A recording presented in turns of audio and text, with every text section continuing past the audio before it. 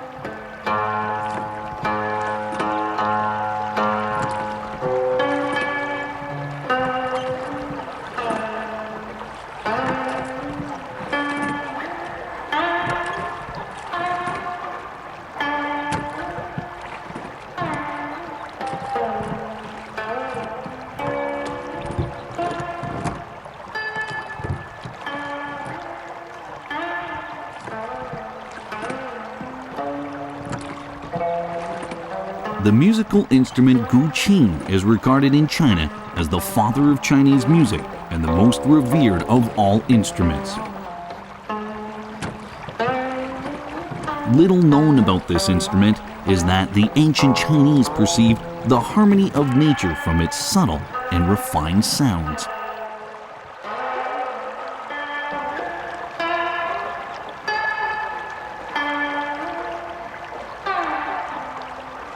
A simple fisherman's evening song, accompanied by the fine melody of the Guqin, can be as powerful as the ocean. Its magical sounds bond souls thousands of miles apart. Historically, Guqin was called qin or 7-string qin. It is an instrument from the zither family.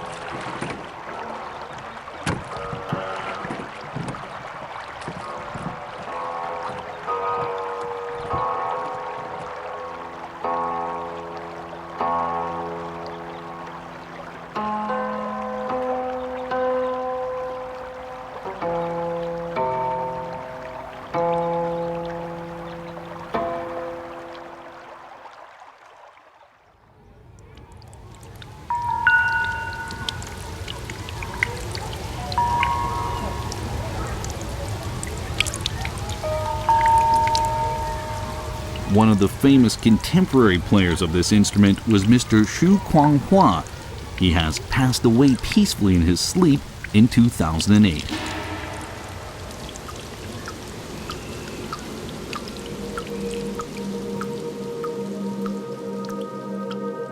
His home in Hangzhou sits still in a small alley.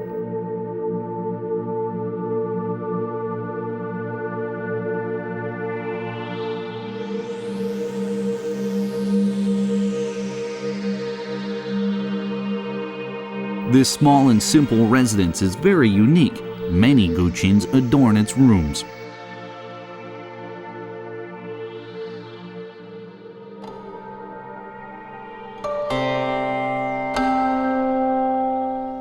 These instruments tell the stories of his perseverance through a simple and unfettered life.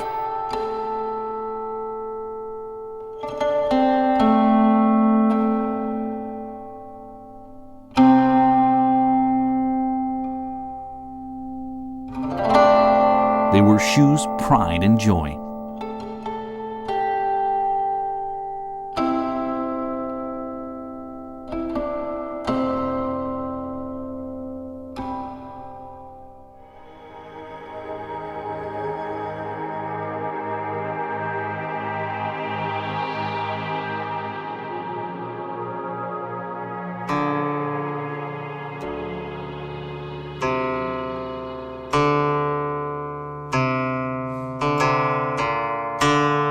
Mr. Shu's son, Shu Junyue, often comes back to visit this simple but elegant home. Seeing his father's instruments, he cannot help but miss his father and the times they had once shared. When he starts playing Grieving the Sage, one of his father's favorite tunes, he recalls all the moments when no words were necessary. Memories swell back in his mind as they flow under Junyue's fingers, delicately, peacefully. Gentle tunes such as this are means of communication between generations. They are the unseen bond between father and son.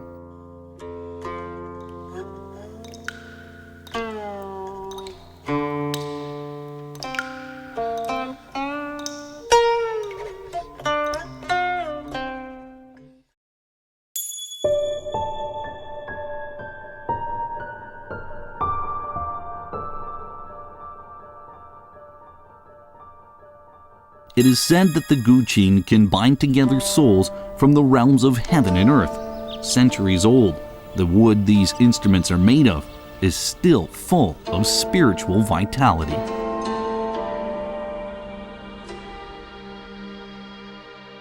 The ancient Chinese believed the Guqin was a medium through which all creatures on earth communicated. Making a Guqin with aged wood was to give life to the instrument. Like mankind, trees go through the very same cycles of growth, living and dying.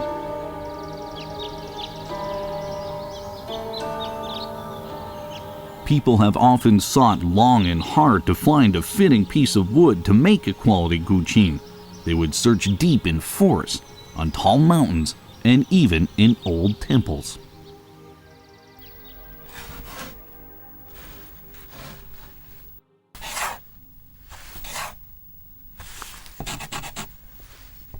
Traditional Guqin making requires the top board to be made from the Chinese parasol tree. In the spirit of yin and yang, parasol wood belongs to the young. Its mellow texture lends to beautiful sounds. Conversely, the bottom board has to be made from catalpa wood, which belongs to the yin. Catalpa is rigid and difficult to work with. This combination of two woods provides a balance between the soft and the hard. This balance of yin and yang represents age-old Chinese philosophies.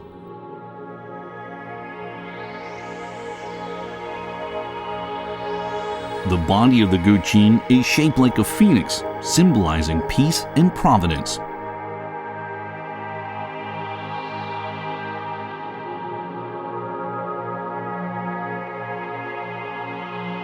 The Guqin has a curved top and a flat bottom, representing heaven and earth as seen in traditional Chinese astrology. The most outstanding feature of the Guqin is its sound box. It is not made of panels glued together. Instead, the box is carved from a single piece of wood. Because of the coarse finish and thickness of the sound box walls, the sounds they produce are rich and wide-ranging.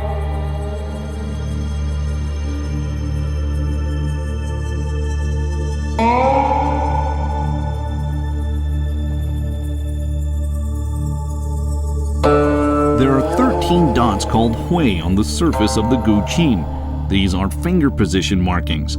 They represent 12 months and a leap month of a lunar calendar year. A bridge is placed at the head of the strings called yueshan, or mountain. There are 2 slots carved in the bottom. The big one is called the dragon pool. The small one is the phoenix pond. These physical elements represent the earth and the water, the dragon and the phoenix. Therefore, the Chinese believe the Guqin serves as a bridge between heaven and earth, between ancient and modern times.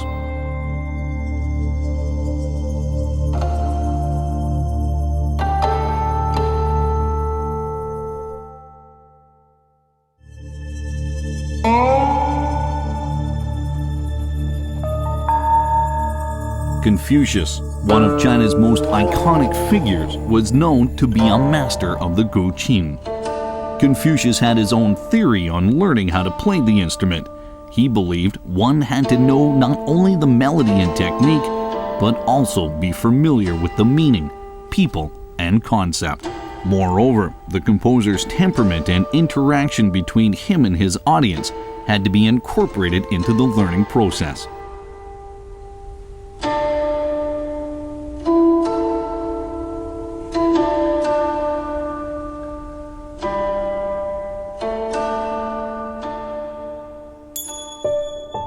According to legend, when Confucius was listening to his Guqin teacher playing an ancient tune, he suddenly fell to his knees and respectfully said, "Sir, I can see King Wen playing the qin."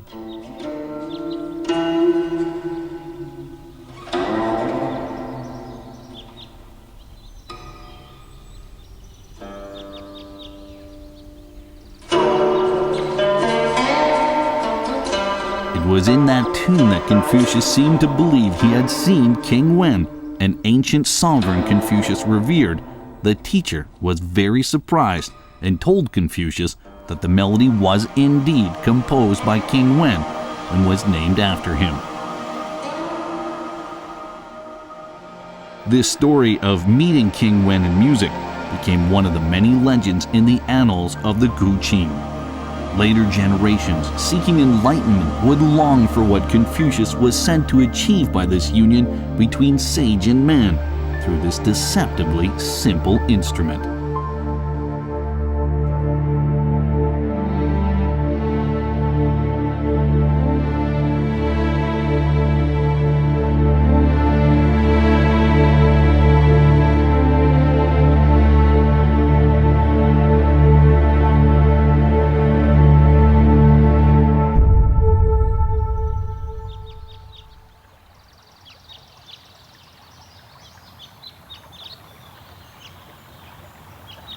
Another well-known story is that of the lofty mountains and flowing waters seek a friend.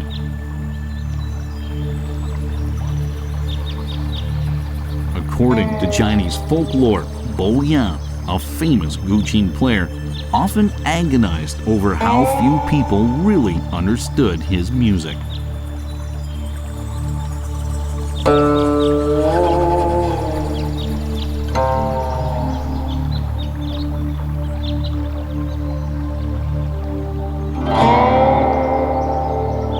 One day, a lumberjack named Zhe Qi inadvertently heard Bo Ya's playing.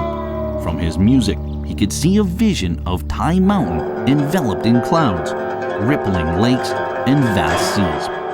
Though he was a mere peasant and Bo Ya a scholar, they both shared an appreciation for music and soon found themselves lost in its beauty.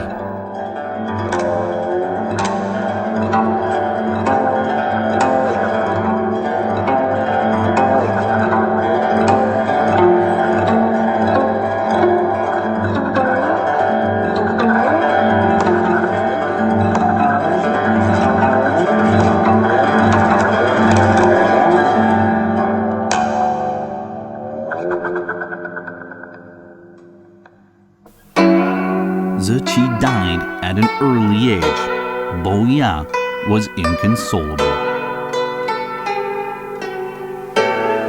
Bo Ya played lofty mountains and flowing water for the last time. His best friend was now gone. Bo Ya, with his grief, had no one to turn to, no outlet for his anguish.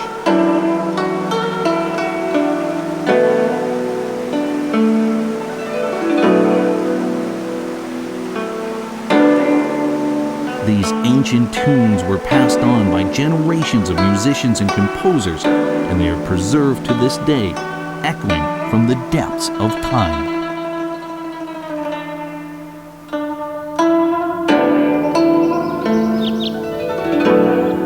A 1,000 years later, a Taoist priest from Sichuan province has devoted his life to studying Bo Ya's music. He since revived these ancient compositions, which now resound throughout China's vast mountains and lakes.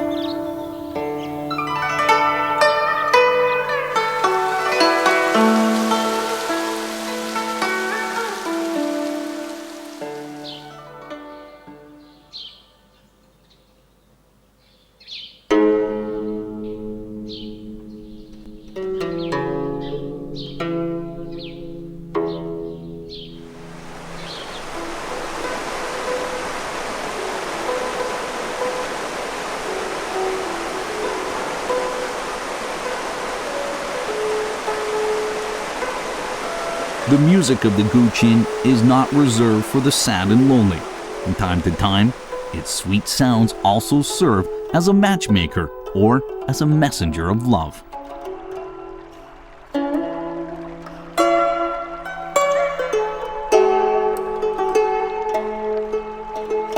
As early as 3,000 years ago, Shi Jing, the Chinese Book of Odes, described how the Guqin was used to obtain the affections of a beautiful woman. A fine example is found in the following quote: "The gentle, beautiful young lady with a Guqin, let us greet her."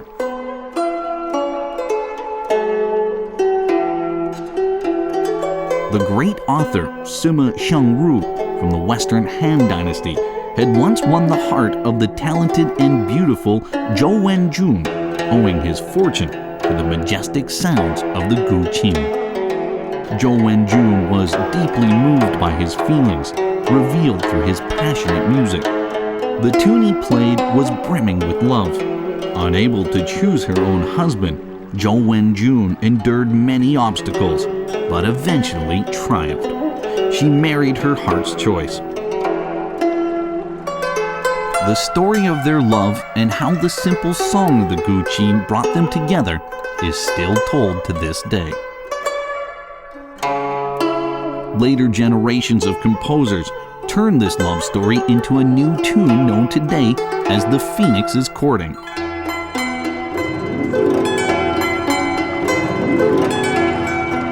This composition still touches the hearts of many. The couple's ancient story of struggle for love often speaks to modern-day relationships.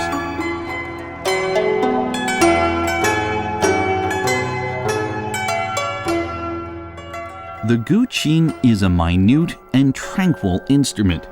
To play the Guqin requires a still and graceful place where a tête-à-tête, a sweet dialogue between a musician and his instrument, can take place. The person playing the Guqin can obtain tremendous emotional fulfillment, their feelings released into the wind, interacting with this magical instrument.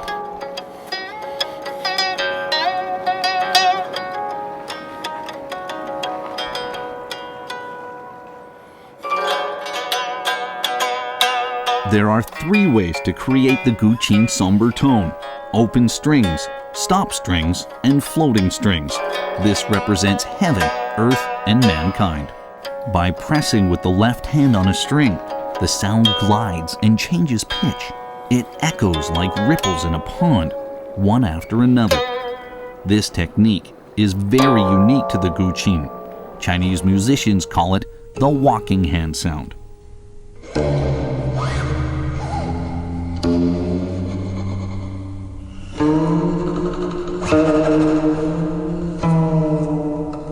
When music is played on the Guqin, the imagination often runs wild with enchanting melodies.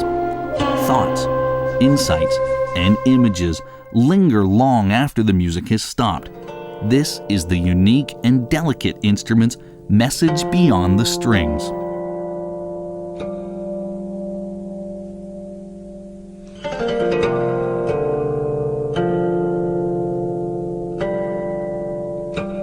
In the heart of traditional Chinese aesthetics, a spiritual experience of boundless daydreams was the goal of many scholars, authors, artisans, and composers. Music is full of intrigues and nuances which run well beyond the musical context.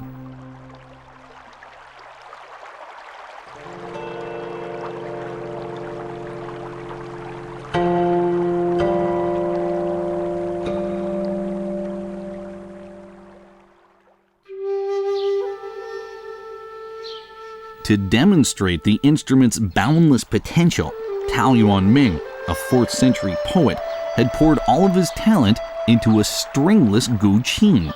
An instrument cannot produce sound without strings, but the poet did not seem to mind. Proudly, he wrote in a book, "So long as you know the joy of Guqin, why bother with the sound?"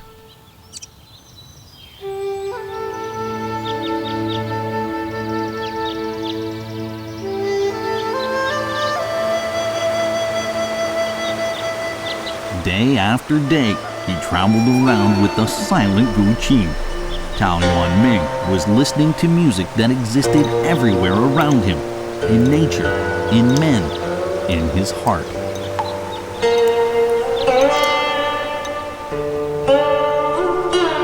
Listening to its music, the Guqin's tangibility is no longer important.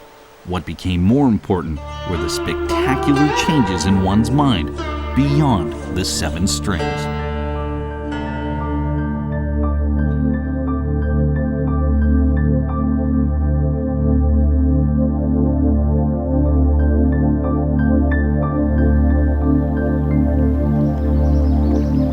Playing the Guqin is considered a refined activity.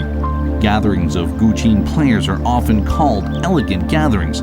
When spontaneous performances ensue, the event inspires music appreciation. The exchange of skills and ideas often take place.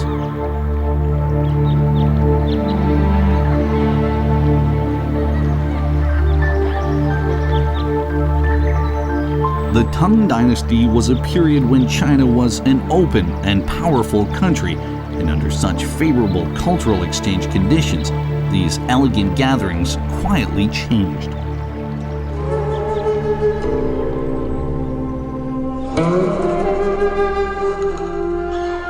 As the Guqin's popularity increased, it began to spread beyond China.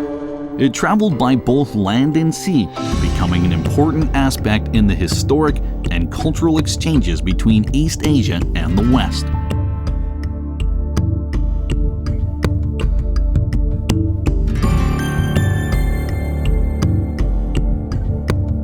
To this day, the Guqin remains an iconic symbol of Eastern mystique.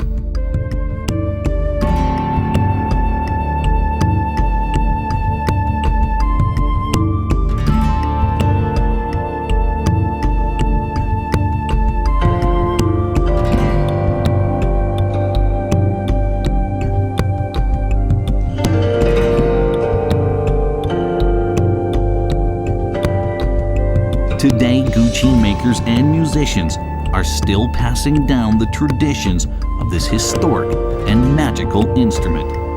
Musicians gather in small groups, play and sing along with the music, along picturesque backdrops of lakes and mountains in China.